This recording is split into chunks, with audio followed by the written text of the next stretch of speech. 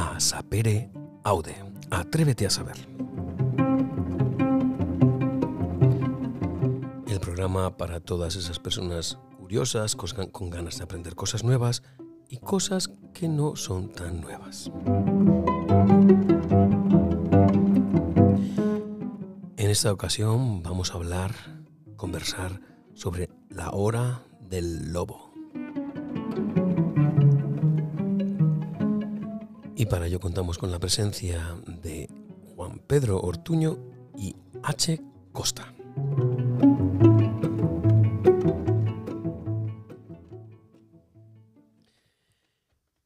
Muy buenas, Juan Pedro, H, bienvenidos.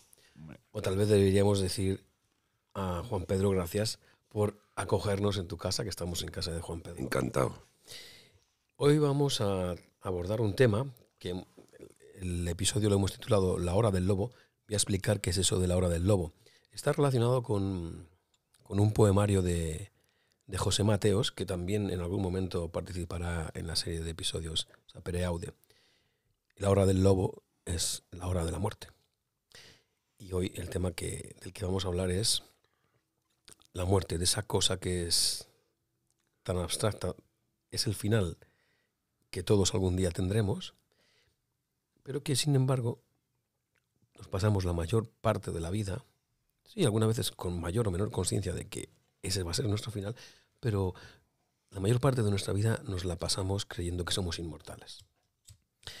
Hasta que llega el momento en que nos morimos y dejamos de ser inmortales. Tenemos a H. Costa, que ya ha participado en 2 programas anteriormente, uno sobre música porque es compositor, pero aparte estudia teología y le mueve mucho todo aquello que tiene que ver con la lengua y la filosofía.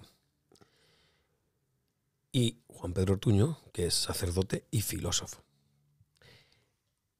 Vamos a empezar con Juan Pedro.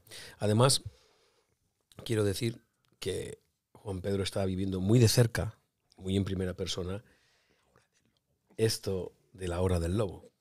Así que, Juan Pedro, ¿qué es para ti esa hora del lobo?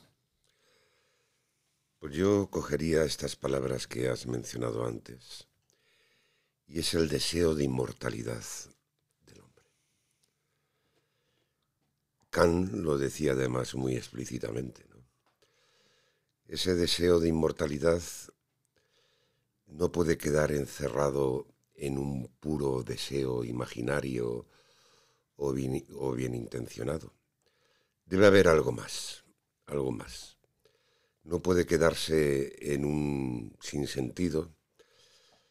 Claro, estamos viviendo además en unos ambientes que son verdaderamente desanimantes.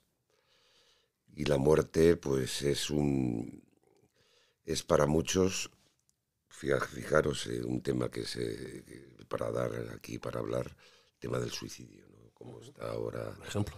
Porque decía, sí, hay unas maneras en las que uno puede plantearse, en el poema ese aparecía, ¿no? Sí.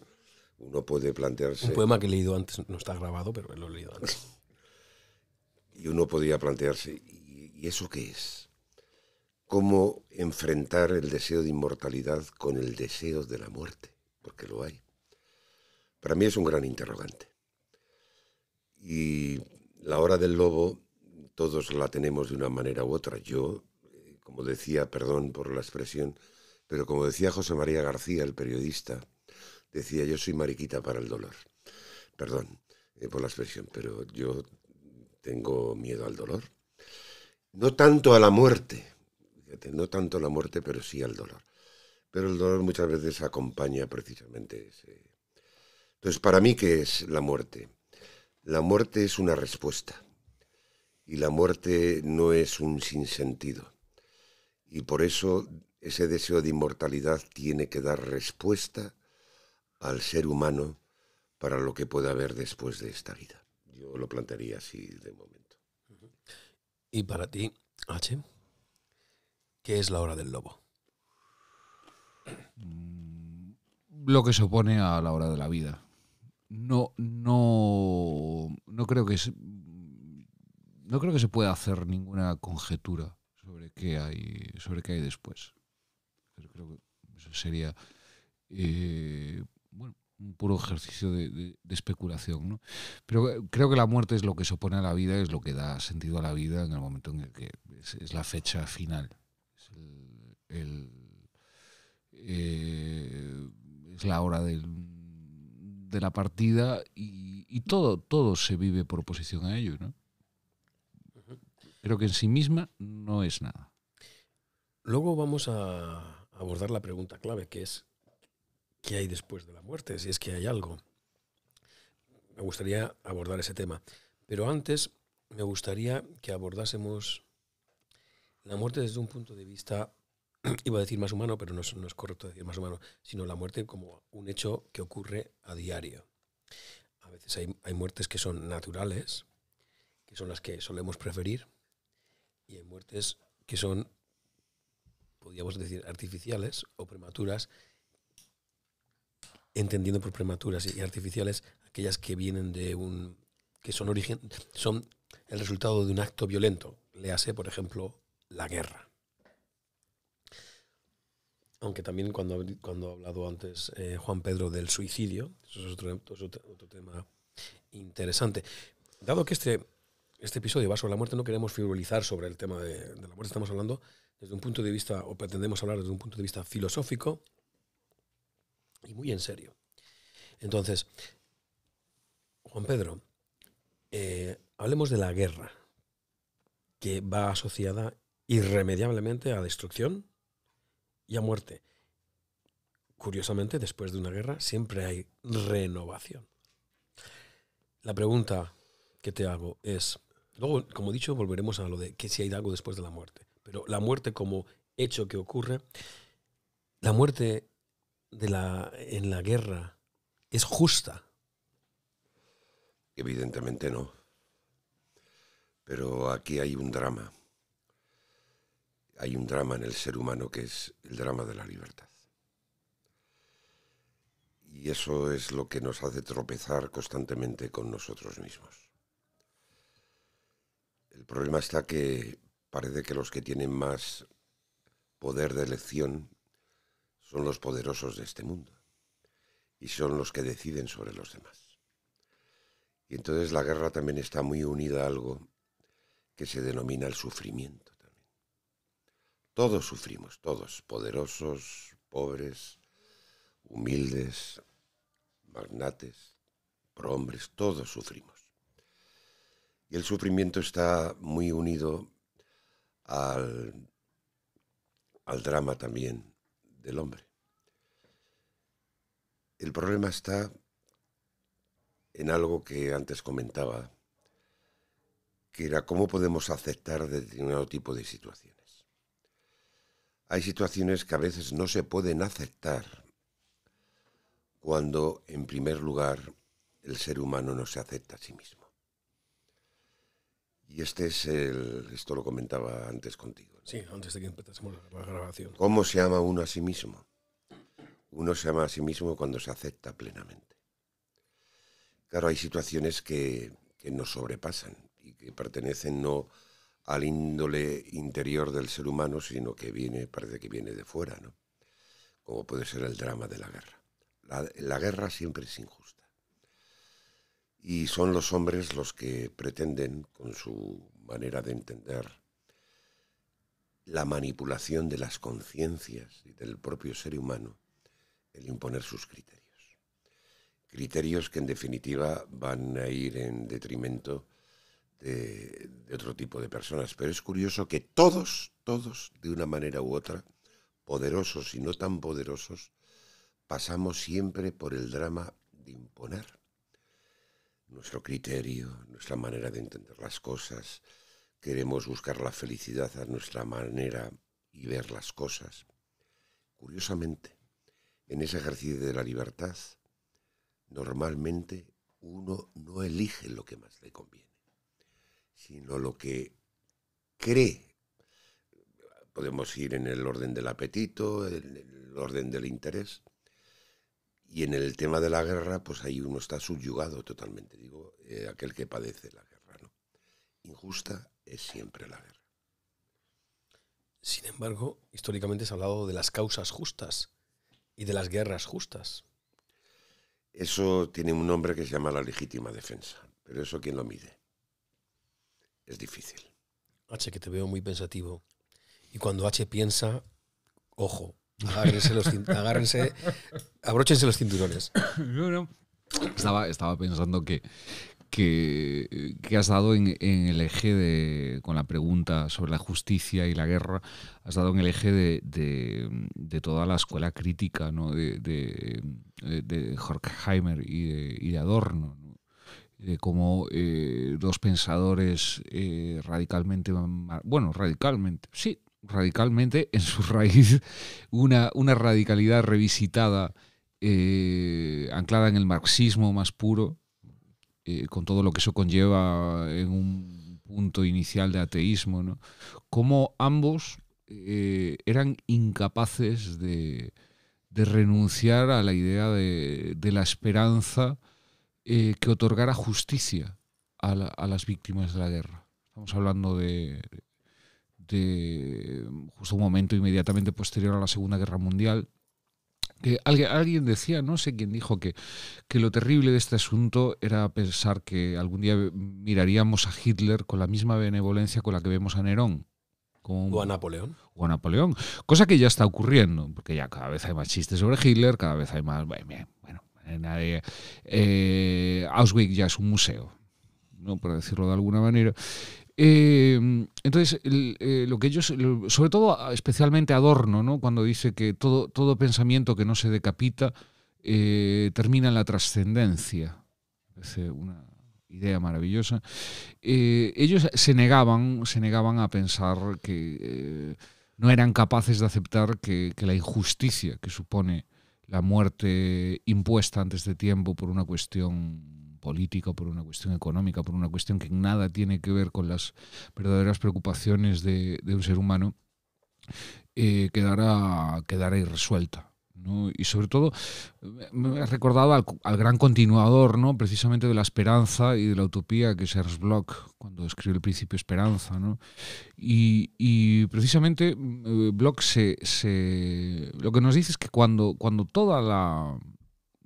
ese proyecto marxista, o casi marxiano, preferiblemente, de superación a través de la dialéctica, esa superación de la sociedad, de la alienación social, nos llevara a poder centrarnos y a poder estar dedicados plenamente a la construcción de la plenitud del hombre y de sus valores más absolutos, que seguiríamos sin poder erradicar la gran injusticia que se cierne sobre la vida humana, que es que se acaba. Así lo consideraba Ernst Bloch. Por eso me he quedado en trance pensando, pero es verdad que no comparto para nada la posición de Bloch, porque yo creo que no hay nada más justo que la muerte. Explíquemelo, por favor. Se lo explico perfectamente, caballero. Pues que, vamos a ver, si justicia es dar a cada uno lo que le corresponde, dar a cada uno su parte, dar a cada uno lo suyo, ¿qué pretende usted, ser Dios? Porque usted se va a morir y forma parte de su condición de ser humano. Entonces, yo, con el tema de la justicia, sin que esto obviamente suponga una apología salvaje, pero sí lo digo completamente en serio, ¿no? En ningún lugar está escrito cuándo tiene uno que morir. Entonces, si se trata de dar a cada uno lo suyo, ¿qué se trata? De respetar el momento natural en el que uno fallece por su propia decisión. Bueno, esto es un criterio muy abstracto. Decía el filósofo Nicolás Gómez Dávila que la vida es un valor, vivir es optar por la vida. Es decir, es una frase muy potente, pero eso significa que también podemos optar por la muerte. Efectivamente. Si es que la muerte es un valor. Y eso lo quiero relacionar con el suicidio. Que una persona, decide que quiere terminar su vida. Permíteme, pero a ver, que la muerte sea un valor, tú no lo puedes saber, porque lo que es la muerte, por suerte o por desgracia, nadie sabe lo que es. Si la muerte es el final de la vida. Entonces, cuando tú optas por el final de la vida, no estás optando por la muerte, son cosas diferentes. Ajá. Tú estás optando por cesar el valor de la vida. Ningún problema. No encuentro ningún problema. Es decir, puedes optar por ese valor que es la vida o puedes rechazar ese valor que es la vida. Pero la muerte no entra en juego en ningún momento. ¿Qué tiene que decir Juan Pedro desde el punto de vista filosófico y desde el punto de vista cristiano? Cristiano no, porque me va a pegar directamente aquí en la vena. No, yo quería plantear un asunto y es retomar el deseo ese de inmortalidad. Y el deseo de inmortalidad nos llama inexorablemente a algo que se denomina trascendencia. La trascendencia. El ser trascendente. Filosóficamente, y además esto lo hemos visto además viendo a los personajes romanos, ¿te acuerdas? Cómo era el que quería contemplar su propia muerte. ¿Te acuerdas? Qué bueno. Dice, quiero ser testigo de mi propia muerte. Y mantuvo los ojos abiertos hasta el final. No me acuerdo quién. Sí, no recuerdo ahora, Jolín. Eso de la memoria. Que le estuvimos dando vueltas además sobre el tema. Era apasionante. Estamos hablando de un texto clásico. Sí. ¿Puede ser Lucrecio? No. ¿No? Se me ha olvidado. Y fíjate, y además que durante su vida, que tuvo todo tipo de relaciones, tal, y se planteó este tema de una manera, no fría, pero sí había un cierto tono trascendente también en ese ámbito. Bueno, ya nos vendrá a la cabeza.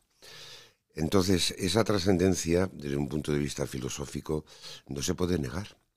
Dice, no sabemos qué hay después de la muerte, evidentemente, filosóficamente no lo sabemos, pero sí cómo podemos dar razón de esa necesidad que tiene el ser humano de la trascendencia. Porque un deseo de inmortalidad no se queda aquí. Si la muerte es prácticamente el final de toda historia, entonces ese deseo de inmortalidad acaba con la muerte. Esto Kant también se lo plantea de una manera bastante radical, ¿eh?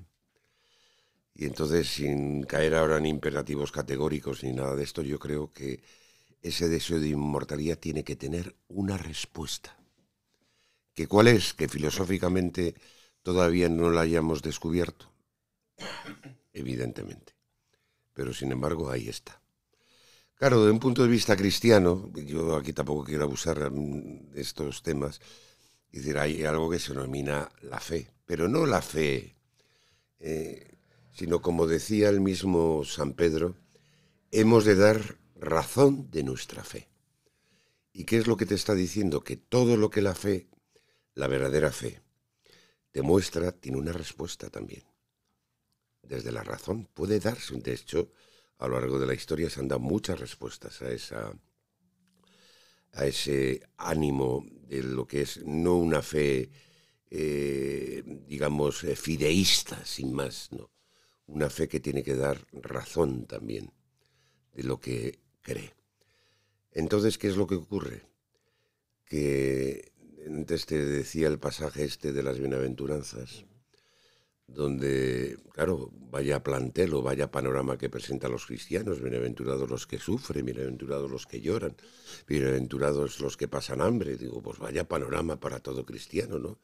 ¿Esto qué pasa? Que es lo que nos va a tocar a cada uno en esta vida, pero termina diciendo, y dichosos vosotros, porque vuestra recompensa será grande.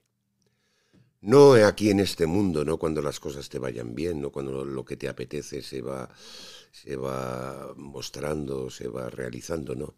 Tu recompensa será grande en el cielo. Claro, y además es un asunto que está apelando constantemente Jesús en los evangelios. Esa es la respuesta. La respuesta la da Jesús cuando dice, yo soy el camino, la verdad y la vida. Y la vida no es para quedarse o para que termine en la muerte, sino la vida está para que permanezca y permanezca para siempre. Bien. Pero no hemos respondido a la pregunta que era la del suicidio. ¿Qué tienes que decir al respecto? El suicidio yo creo que es, cuando, lo he dicho antes también, es la pérdida del sentido de la vida. Si la vida no te da respuesta, o por lo que sea, llámalo enfermedad, llámalo circunstancias, llámalo todo tipo de situaciones que... Pero yo creo que hay una cosa que también en el suicidio uno va observando mucho. Porque tú es verdad que permíteme que... Yo he acompañado a gente que se ha suicidado. Exactamente, has acompañado a gente que se ha suicidado, a muchos enfermos. Sabes de qué estás hablando. Sí. Pero una de las cosas que sí que he descubierto es que el suicidio normalmente está acompañado de la falta de cariño,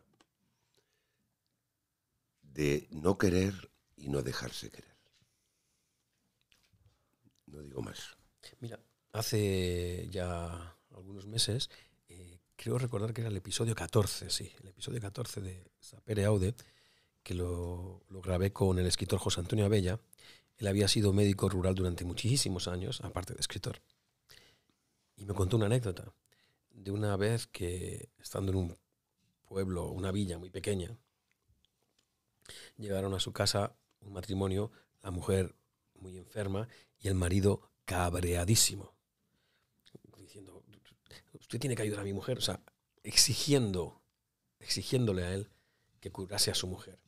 Y hubo un momento que contaba José Antonio Abella, que el marido le dijo, porque nosotros tenemos la peor enfermedad, estamos solos.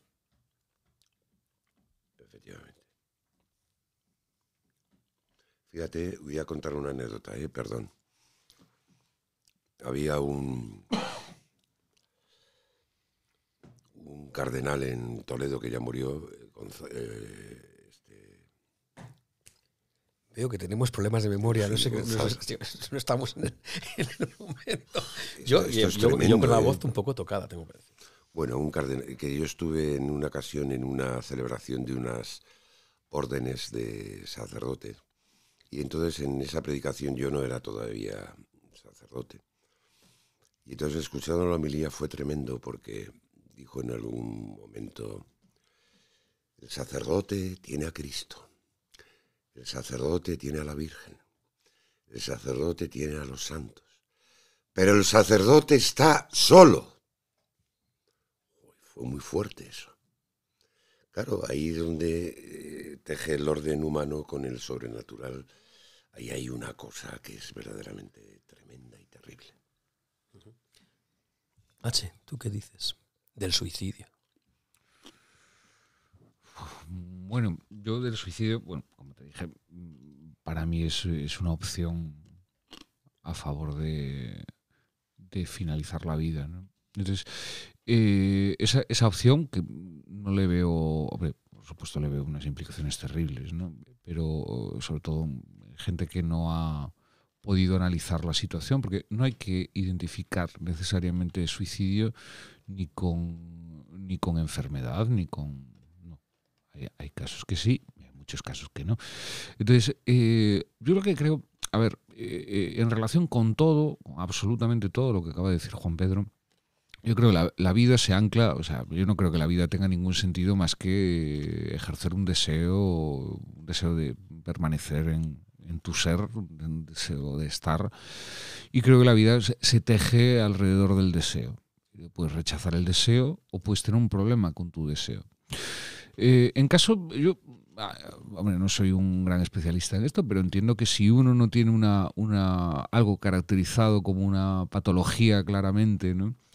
Relacionado con esta rama esquizoide que rechaza los afectos y rechaza la cercanía, obviamente todo el mundo va a desear no estar solo.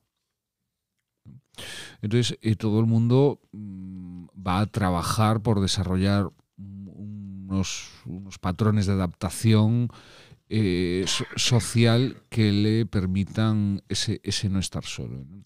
Entonces, eso vuelve a ese deseo. El suicidio, pues muy probablemente es el cese del deseo, la interrupción del deseo voluntaria o bueno, voluntaria, entre comillas, es decir, por el límite de la libertad, como siempre es muy, el límite de la decisión personal es muy borroso, ¿no? Es decir, estamos en lo que nos decía Hume, ¿no? Hasta qué punto una persona que no tiene más opción social que meterse a trabajar en una galera, ¿no? Podemos considerar que lo ha hecho libremente. Bueno, pues esto es muy discutible, ¿no? Entonces, con esos límites que podemos imponer a la propia decisión libre, bueno, pues creo que es una decisión de no ejercer ese deseo por la vida. Lo que a mí me gustaría preguntarle directamente a Juan Pedro es por qué, ahora hablando de deseo, él dice que, y me salgo un momento del tema del suicidio, porque él considera que el deseo tiene que tener respuesta. ¿Por qué el deseo tiene que tener respuesta? Me refiero, yo no acabo de entender es una pregunta completamente sincera, yo no acabo de entender que el deseo tenga que tener una respuesta. El deseo ejerce una función de motor, el deseo ejerce una proyección, no hay nada más humano que el deseo en la medida en que yo puedo, desde ese yo subjetivo, ¿no? Desde ese yo trascendental, yo puedo, en todo momento estoy proyectando hasta mi propio movimiento, ¿no? Mi yo subjetivo, mi yo trascendental, proyecta una finalidad, una meta, el deseo de cumplir esa meta, pero la realidad de la meta no está tampoco explicitada en ningún lado, no hay ninguna garantía de que esa meta sea real. Entonces, Juan Pedro dice, la vida, el deseo de trascendencia, una trascendencia absoluta, como sería la vida después de la muerte, no puede quedar sin respuesta. ¿Por qué? ¿Por qué? Yo creo que su función es mover la vida, ese deseo, pero una vez que la vida ha sido movida, no entiendo por qué tiene que haber algo detrás del muro. Es que date cuenta de una cosa, los deseos entonces no cumplidos estarían invitándonos a casi todos el planteamiento del suicidio. Cuando hay deseos que no se cumplen, deseos que son irrealizables, entonces resulta que la vida tiene poco sentido en sí mismo. Mira, antes has dicho, Juanpe, una frase, y es que uno se suicida cuando la vida no le responde. Sí, Y en ese momento, que no lo he dicho, pero se me ha ocurrido decir entonces, es que la respuesta es la muerte. La respuesta es la muerte. Uh-huh. Claro. Era solamente un apunte, perdona que te he interrumpido. Prosigue con... No, hay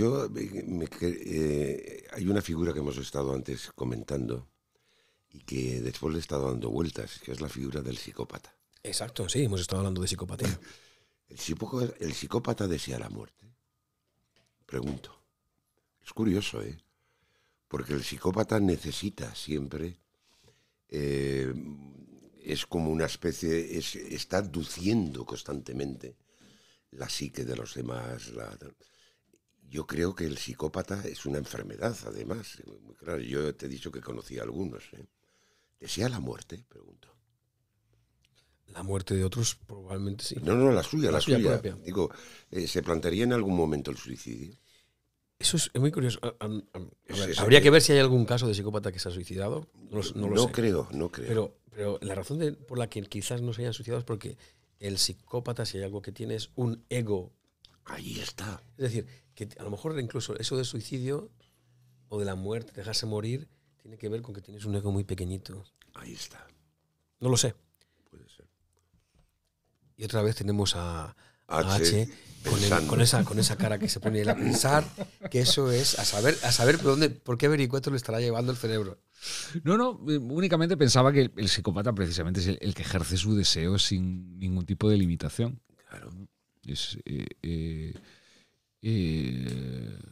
Y pensaba que podríamos darle la vuelta al asunto y presuponer que cualquier persona que no aceptara los límites sería un rasgo psicótico. Bueno, Rasgo Muy psicótico bueno. no, perdón, un rasgo psicópata, que no Sí, es sí, lo sí, mismo. sí. Sería un rasgo psicópata. Entonces, todos podríamos decir con la misma razón que todos aquellos que no aceptamos que la muerte sea un final, lo hacemos porque tenemos un rasgo psicópata. Que sin duda todos tenemos rasgos psicópatas, ¿de Sin acuerdo? duda. Está claro. Desde el punto de Sin vista duda. emocional, seguro. Efectivamente. Entonces, esto yo ahí no me vale. Yo no sé si los psicópatas se suicidan. En un principio entiendo que no es una predisposición habitual. Como todo, será una cuestión de grados, pero no entra dentro de mis esquemas sobre lo que es una psicopatía. Pero claro, precisamente nadie querrá vivir para toda la eternidad más que lo puede querer un psicópata, ¿no? El tema de la psicopatía es muy interesante porque Sí. en realidad, en el fondo, un psicópata lo que no tiene es empatía. ¿Qué quiere decir que no tiene empatía? Que no tiene la capacidad de sufrir el dolor de otros. El suyo, por supuesto, que lo sufre, pero es incapaz de empatizar, de conectar con el dolor de los demás. Por lo tanto, cuando que los demás les duela algo, pues a él o a ella les es completamente indiferente. Y por más que, porque es verdad que ha habido veces que hay vídeos, o cuando se habla claro, también, perdón que me vaya un poco por las ramas, habría que concretar que hay una psicopatía que es psicopatía que va asociada a un comportamiento asesino, y hay muchos psicópatas que no son asesinos, que lo que son timadores. Pero si nos centramos en los psicópatas que son asesinos, hay un rasgo muy característico, y es cuando nosotros, que no somos psicópatas, abordamos a uno que es psicópata, intentamos hacerle ver el dolor que ha causado. Eso Imposible. es imposible, pero es que además es que no puede. O sea, por mucho que te empeñes. Ese no sería el enfoque que habría que dar. Sin embargo, hay muchos vídeos, decía antes, que se ven que lleva la policía o al psicópata al sitio del crimen y dice, mira, no ves lo que has hecho. No lo va a ver, no. Es imposible que lo vea porque no tiene Los asesinos empatía. en serie, por ejemplo. No tiene empatía. Eso ni es ni bueno ni malo, es que simplemente no la tiene. Así es. Lo cual no significa que le duela y mucho las cosas que le suceden a él. Pero lo que le pasa al resto del mundo le da absolutamente igual. Pero es interesante. ¿Qué ocurriría si fuésemos todos psicópatas? Un mundo de psicópatas. Probablemente fuéramos animales, ¿no? A secas. Disfrutaríamos con el dolor, el sufrimiento y la muerte de los demás. Yo no creo que sea tanto el disfrutarlo como el que es algo necesario para cumplir sus propios objetivos. También, Es decir, hay muchos estudios que ahora están poniendo en jaque la idea de que el psicópata no siente, y se están focalizando más en la idea de que el psicópata rechaza lo que siente. No es lo mismo. No es lo mismo. Y se está hablando de una enorme capacidad de unas enormes defensas, ¿no? En el sentido freudiano, ¿no? De desarrollar una serie de defensas tan radicales que no es que no sienta, no es que no vea, es que sencillamente decide de forma radical no sentir y no ver. Y no es tanto que disfrute en ese dolor como el hecho de que ejerza, es un mal menor, por así decirlo, el dolor del otro es un mal menor para ejercer su propio deseo, o incluso, por supuesto, las estructuras perversas, el dolor del otro puede llegar a formar parte del deseo. Eso sí es verdad, ¿no? Eso también está ahí. Pero bueno, yo creo que o sea, ya en esto, personalmente, ¿no?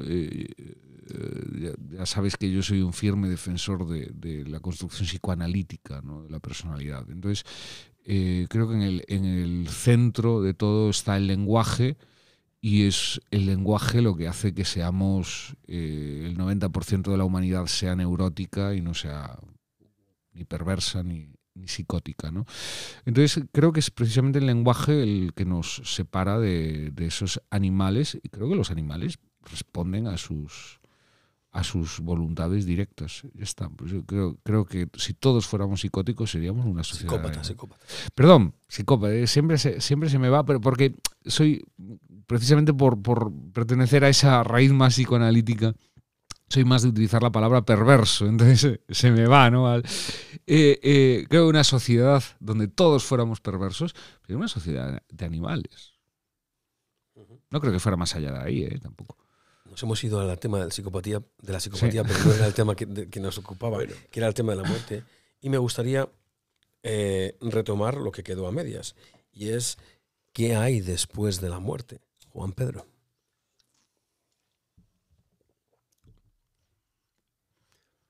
Desde un punto de vista filosófico, no habría respuesta. Pero es curioso cómo la teología tiene una manera de tratar esto que es a través de la teodicea. Y entonces plantea filosofía y también plantea aspectos de la revelación. Intenta hacer la filosofía cristiana. Has utilizado una palabra que para quienes entienden de filosofía, vale, pero la mayor parte de personas que pueden escuchar esto no saben lo que es la teodicea. Bueno, la filosofía cristiana, para que nos entendamos también. La filosofía cristiana.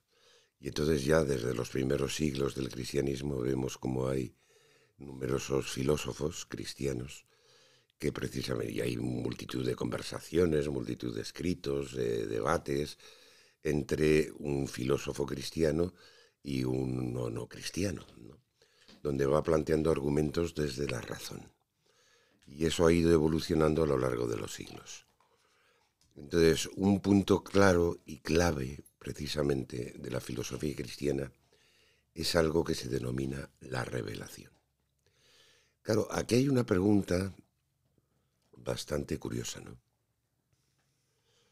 ¿Por qué Dios se revela como un Dios monoteísta a los judíos y no a otros pueblos, donde existía el politeísmo? Esto es un asunto verdaderamente apasionante, ¿no? Hombre, ahí después está la figura esta del faraón egipcio, que en un momento dado empieza a renegar de todas las deidades y plantea el tema del monoteísmo, pero parece que lo hacía en beneficio propio, ¿no? No me acuerdo ahora quién era exactamente. Akenatón, ¿no? Sí. Y se carga a todos los demás, pero creo que era en beneficio propio. A lo mejor era un poco psicópata, pero en fin. Pero lo que quería decir es que el cristianismo lo que te plantea es el tema de la revelación. Y la revelación es algo que es un abandonarse totalmente en la palabra de alguien que te dice fíate. Esta es la figura de Abraham, en definitiva. Deja la tierra, deja tu familia y vete a la tierra que te tengo prometida. Y te haré padre de un pueblo numeroso. Fiarse de una palabra que no es... Si fuera algo imaginario, si fuera un sueño, si fuera algo... Esas cosas, lo digo por lo que es la propia condición del ser humano, terminarían tarde o temprano. Pero algo que se prolongue en el tiempo y a lo largo de los siglos, y esa conciencia de tener a Abraham como el padre de la fe, no solamente para los judíos, sino también para los cristianos, te está hablando de la trascendencia desde un ámbito verdaderamente, tremendo. Fíjate. Y así es como va evolucionando y entonces, claro, esa revelación, fíjate que ya desde miles de años tienen conciencia los mismos judíos del denominado el Hades, ¿no? O sea, que no era propiamente el infierno, sino que era un lugar donde iban aquellos que habían vivido en esta vida, digamos, pues siendo coherentes con su propia vida, coherentes con la ley de Dios, etcétera, etcétera. Y es curioso cómo a lo largo de todos esos siglos, Dios va recordando una y otra vez algo que es clave para entender la historia del pueblo judío y después del cristianismo, y es la alianza. Dios establece una alianza entre él y su pueblo. Y termino, perdón porque me estoy enrollando demasiado, con algo que es verdaderamente muy significativo. Hay un pasaje del Génesis donde Abraham tiene que realizar esa alianza, ese contrato con Dios. Y resulta que, claro, antiguamente no existían ni notarios, ni existían letrados, ni nada igual. Hoy en día un letrado te puede tardar. Pero, en fin, entonces tenía que realizar un contrato con Dios. Y Dios le dice, mira, lo que tienes que hacer es que así lo hacían los antiguos. Cogían animales, los partían por la mitad y entonces se hacían un camino. Y entonces pasaba el primero contratante y decía, si no cumplo este contrato, que me pase lo que a estos animales. Estaban partidos. Y después pasaba el otro. Y entonces resulta que ya había preparado todo esto Abraham y de pronto nos dice la Escritura que le entró un sopor tremendo y se durmió. Y le despertó un fuego, un ruido tremendo, un estruendo, y es que Dios había aniquilado todos esos animales, todo ese pasillo que él iba a realizar para establecer la alianza. Y claro, y él se pregunta, entonces, ¿cómo voy a llevar yo a cabo el contrato? No puedo pasar por... Y Dios le hace ver lo siguiente. Lo que tú no puedes llevar a cabo, yo sí lo llevo a cabo. Conozco tu buen corazón, pero también conozco tus limitaciones. Y como yo soy el único que puede llevar a cabo la alianza en su plenitud, me adelanto y establezco esta alianza, pero te evito a un compromiso que quizás con el tiempo no pudieras llevarlo a cabo. Y así establece la alianza. Y es curioso como todos los profetas, patriarcas, siempre hablan del descanso, cuando han muerto, del descanso de esos padres del Antiguo Testamento en el Hades. Llegan al descanso con Dios. Y ya no digamos nada, porque eso sería para extendernos cuando llega el tema del cristianismo. Pero yo creo que desde ese ámbito, ya desde el Antiguo Testamento se ve una respuesta a la trascendencia y al sentido de la vida en plenitud después de la muerte. ¿Y tú, H, qué hay después de la muerte? Desde luego, nada que tenga que ver con la conciencia individual. No, obviamente, no es que no tengo ni siquiera una conjetura más allá de que me voy a descomponer y mejor que me incineren para no dejar restos. No hay absolutamente nada. De hecho, no se me ocurre... Es decir, creo que la respuesta de Juan Pedro es incontestable a partir del momento en el que se ancla la fe. Claro. Entonces, es incontestable, ¿no? Estoy de acuerdo.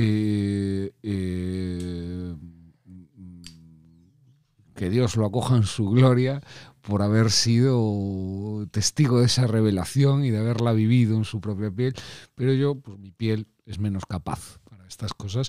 No rechazo para nada, no soy un racionalista extremo, ni lo más mínimo, sino, insisto, que no podría ser agnóstico si lo fuera. Entonces, dejo la puerta abierta a la duda, pero realmente... personalmente creo que sería una auténtica desgracia, y esto lo digo completamente en serio, creo que sería una desgracia la supervivencia del alma. Porque tener que ser yo mismo para el resto de la eternidad me parece terriblemente aburrido, cuando ya a mis 43 años ya he tenido que reinventarme unas cuantas veces para no aburrirme de la existencia. Y lo digo antes completamente le comentaba a Michel le comentaba algo. Decía, bueno, ¿y entonces el cielo qué es? Y entonces yo sigo un poco lo que comentaba Santo Tomás de Aquino, ¿no? Que es este mismo universo pero glorificado. ¿Y eso qué significa? Significa que sería la misma realidad que estamos viviendo, pero sin las limitaciones del mal, del dolor, Juan del Pedro, sufrimiento. Mi yo sin limitaciones es exactamente igual Es decir, que no solamente tú. es el alma, sería alma y cuerpo. Vale. Es lo que quiero decirte. Pero, perfecto, pero si eso nos tiene que remitir necesariamente a un ideal de perfección. Pero el ideal de perfección que no nos podemos dar nosotros. Perfecto, pero entonces todos vamos a ser iguales. ¿Eh? todos vamos a ser iguales, porque si todos tenemos el mismo grado de conciencia, la misma inteligencia, la misma bondad, es decir, todos tenemos nuestras capacidades sin limitaciones, entonces todos vamos a ser exactamente lo mismo. No, lo explica de una manera muy gráfica Santa Teresa de Jesús. Dice, en el cielo nos encontraremos con, esto es que es muy, muy claro, con distintos niveles de santidad o de gozo en el cielo y tal. Entonces veremos unas botellas más grandes, otras botellas más pequeñas, pero están todas llenas. Son distintas, pero están llenas de perfección, de gozo, pero no son las mismas porque son de distinto tamaño. Y entonces no significa que una, aunque sea pequeña, va a ser más infeliz. No, tiene toda la capacidad que se le permite. Ese es el ejemplo que pone ella. Mira, no seremos iguales. No hace ni una semana estuve con un amigo al que no veía desde hace ya años y tomándonos algo me hizo la siguiente pregunta y es, ¿tú qué crees que, no dijo después de la muerte, ¿tú qué crees que pasa cuando nos morimos? Y yo lo que le dije es, no me importa tanto lo que pase después de que me muera o que nos muramos, sino lo que pase mientras estoy vivo, que es lo que verdaderamente yo siento o puedo sentir. Si hay una vida después de la muerte, cuando me muera me llevaré la sorpresa y diré, ¡ay, qué bien, mira, aquí sigo! Pero si no la hay, lo que tengo muy claro es que quiero vivir la vida que tengo, el limitado tiempo que tengo sobre la tierra, vivirlo de la mejor forma posible. Que el kit de la cuestión es saber cuál es la mejor forma de vivir la vida. No es fácil a veces. Como la estamos viviendo ahora. Por ejemplo. Pero el asunto, eso me llevó a una reflexión, creo recordar que le hice. Por ejemplo, dime un personaje famoso actual. Un nombre, cualquiera. Un personaje famoso actual. Shakira, vale. Estamos todos de acuerdo de que Shakira tiene un montón de seguidores, es muy conocido en todo el mundo y tendrá virtudes y defectos. ¿Quién ha trascendido más en la sociedad? ¿Shakira o El Quijote? Hombre, el Quijote, obviamente. El Quijote que además no es un personaje real. Sabes que hace unas semanas un autor, un novelista inglés, le han tenido que cambiar por el tema de la ideología de género. Sí, los cuentos. ¿Tú te imaginas que al Quijote le rectificaran? Vamos. Es curioso esto, Es curiosísimo, pero al punto voy. El Quijote es un personaje ficticio, que sí, lo creó Miguel de Cervantes. Y aún así, Miguel de Cervantes ha trascendido más que Shakira. A lo mejor Shakira dentro de 500 años no habla nadie de ella. Tampoco sabemos. Yo confío. Yo confío en que eso ocurra. Y también con todos mis respetos, pero confío con todos los respetos posibles. Pero lo que quiero decir es que el personaje del Quijote es superior al creador, que es Miguel de Cervantes. Hombre. Y ahora viene el siguiente paso. Lo que trascienden, al final, son nombres. Eso de quiero trascender. Son nombres. En este caso, el nombre Miguel de Cervantes, el Quijote, con todo lo que ello representa o pueda simbolizar. Pero ninguno de nosotros, de los que estamos aquí, sabemos, por mucho que leamos y hayamos leído cómo era Cervantes o cómo no era Cervantes, jamás sabremos cómo era porque no hemos vivido con él, ni hemos sido él. Sí que podemos saber cómo era el Quijote, porque está escrito. Conclusión a la que yo... No conclusión. Mi conclusión que expongo para que vosotros la rebatáis si queráis. Trascender es vivir efímeramente en el recuerdo de alguien que no eres tú. O tirando del hilo, trascender es ser una ficción bien planteada como el Quijote. Esa me ha gustado más. Yo tengo una frase que se debe, permíteme un segundo, y que se debe al establecimiento de un canon literario con unos intereses detrás, que tirando del hilo al final, pero bien, sigue. No. Iba a decir que una verdadera historia, con mayúscula historia, no es posible sino en la más estricta ficción. Porque en el momento en que yo, incluso tú, Juan Pedro, estás aquí sentado, tú estás delante de mí, en el momento que yo intente describirte a ti, ya estoy dando, en cualquier caso, una opinión. En primer lugar, porque yo no siento. Incluso aunque tú la des de ti mismo, estás dando una opinión de ti mismo. La única forma de que algo sea estrictamente verdadero es inventándotelo desde cero. Si yo digo, este vaso es rojo, el vaso es rojo porque ya está, no hay más, no hay discusión.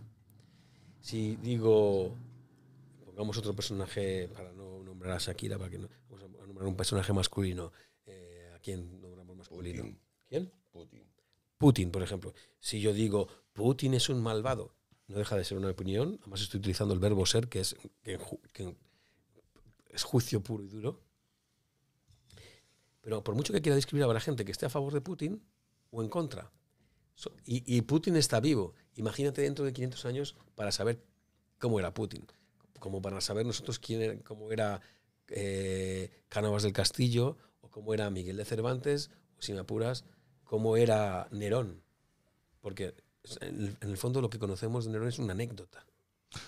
A mí me parece muy interesante que, de la lectura que estás dando. O sea, tú afirmas, por irme un momento a un lenguaje kantiano, ¿de acuerdo? Pero tú estás afirmando que para que algo realmente sea tal y como tú puedes creer que es, no puede haber ese noumeno, esa realidad en sí. Entonces, el que no exista una realidad objetiva ahí fuera hace que cualquier cosa que uno piense, como no hay ese referente externo, entonces lo convierte en real. Y fíjate, lo convierte en real la impresión que yo tengo, esa recreación, ¿no? Fíjate que simpático, ¿no? Que podemos invertir los términos, ¿no? Y decir que entonces, como Dios o la vida después de la muerte no está ahí fuera porque yo no la puedo ver, entonces también es real, porque lo que yo me imagino es la única forma de que sea real. ¡Wow! Esto... Eso era Anselmo de Canterbury, era así.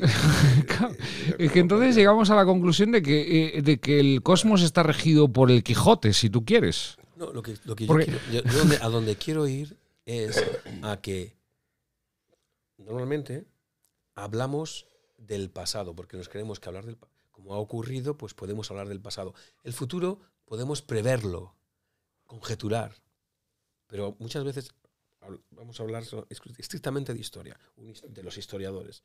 Hablar de historia, escribir sobre historia, se pueden tener muchos datos objetivos y saber que tal fecha, a tal hora pasó esto, esto y esto y esto. Pero escribir sobre eso, en el momento que escribes sobre algo que ha pasado y tú no has estado allí, lo has vivido tú mismo, es no ser fiel a la verdad. La única forma de ser fiel a la verdad es inventándote algo desde cero, la pura ficción. Con esto no quiero decir que la ficción sea la historia verdadera. Lo que quiero decir es que si no nos ponemos de acuerdo, por ejemplo, en describir a Putin, porque hay gente que lo apoya mucho, con todos los argumentos, y gente que lo detracta. Si no nos ponemos de acuerdo con un personaje que está vivo y que podríamos ir a preguntarle, si quisiéramos, y si se dejara a él preguntar, cuanto menos con personajes de los que sabemos poquísimo, que han muerto hace 1000 años, 3000, 4000, 5000 años, me da igual. A eso voy con lo de que una verdadera historia solo es posible en la más estricta ficción. Pero date cuenta de una cosa. Eso va en contra de lo que estoy hablando, porque la historia se va reescribiendo en función de cómo cambian los principios de las sociedades y de las civilizaciones. Napoleón ahora pues no tiene la misma consideración que hace 200 y pico años. Pregúntale a un español de Madrid en 1808, por ejemplo, ¿qué le parecía a Napoleón? A ver si se corresponde con la idea de que tenemos de Napoleón actualmente. En absoluto. Pero aquí hay algo que es fundamental. ¿Y qué pasa con cada uno de nosotros? Es decir, nosotros también tendremos un pasado, aunque otros no lo reconozcan ni no lo vean. Por eso, desde el ámbito de lo religioso, hay algo que se denomina para cada uno que es protagonista de su propia vida o de la vida que puede, lo que le rodea, se denomina el libro de la vida. Todos estamos involucrados en ese otro gran libro que es el libro de la vida. Tú hablas de la estricta ficción, pero estoy hablando del libro de la vida de cada uno de los vivientes, que están inscritos precisamente en algo que ha de permanecer y permanecer para siempre. Tenemos que terminar y como ya hemos hecho 2 programas anteriormente y Juan Pedro, tuviste la oportunidad de dejar un mensaje para una persona del futuro y tú también, H, en el tuyo que hicimos sobre palabra y música. Me gustaría que dejaseis vuestro mensaje al respecto de lo que hoy, en 2023, pensáis que es la muerte. Breve, conciso. Mi límite. La muerte es la respuesta al límite del ser humano. Pues H, Juan Pedro, muchas gracias una vez más. Espero que podamos volver a conversar dentro de poco. Juan Pedro, tienes una operación. Ahí sí que vas a superar tus límites. Esperemos que podamos volver a conversar dentro de algún tiempo. Muchas gracias a los dos. Gracias.